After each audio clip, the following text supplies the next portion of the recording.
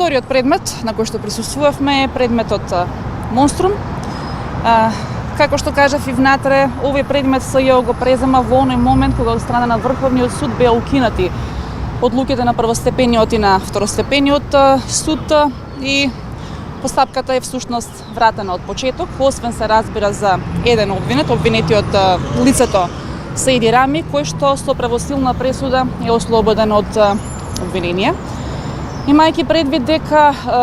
оваа постапка се води според Законот за кривичната постапка од 1997 година, се разбира со измени и дополнувања, согласно член 406 од Законот за кривичната постапка, како основа, во оваа постапка мора да се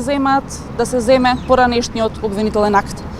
Од таа причина, од наша страна беа прочитани двата обвинителни акти на основното јавно обвинителство за гонење на организиран криминал и корупција. Како што и претходно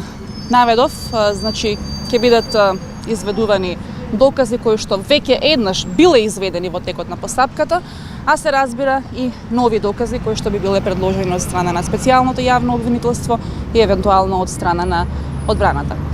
Во зависност од она што ќе произлезе од тие нови докази, ќе има и